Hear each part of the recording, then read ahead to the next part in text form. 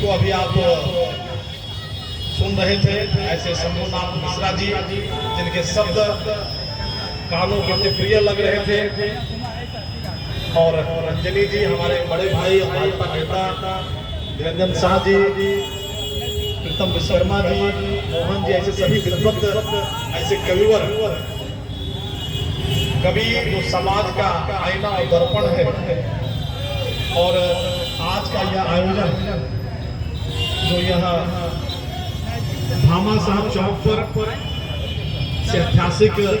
स्थल पर और कवियों द्वारा कवि सम्मेलन, और जो फाल्गुन मास है, जो बसंत है, तो हमारे जीवन में उत्साह, ऊर्जा, उमंग, सकारात्मक विचारधारा, जब आप बसंत का जब आगमन होता है तो हमारे जो वृक्ष हैं उनके जो पुराने पत्ते होते हैं वो झड़ जाते हैं, उसमें नए कोमल पत्ते आते हैं। तो हमारा भी जो जीवन है, हमारे जो पुराने विचार हैं, हमारी जो विकृतियां हैं, वैसे पुराने पत्तों की तरह जैसे बसंत का आगमन होता है,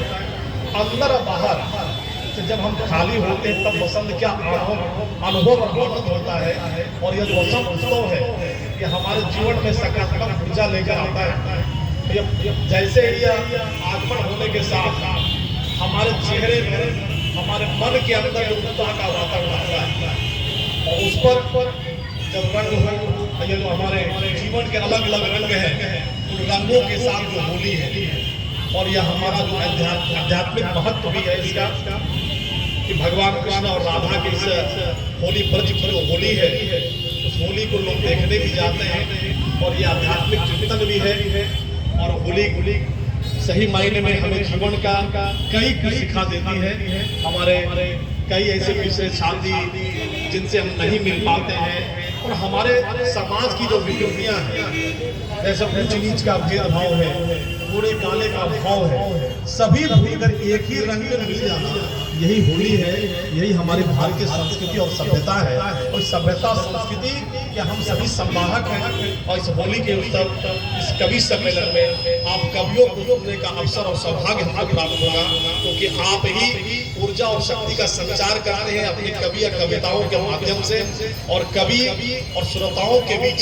मैं बाधा नहीं बनना चाहता हूँ, क्योंकि आप जैसे कविवर यहाँ बैठे हैं और हम जैसे लोग एक दुस्साहस करते हुए इतना विषय रख रहे हैं, तो मैं होली के रंग में भी मैं ही रंगने आया हूँ, ओतप्रोत होना चाहता हूँ आपके शब्दों से, रंग की होली से। और अब होली के पावन अवसर की सबको शुभकामना भी देता हूँ।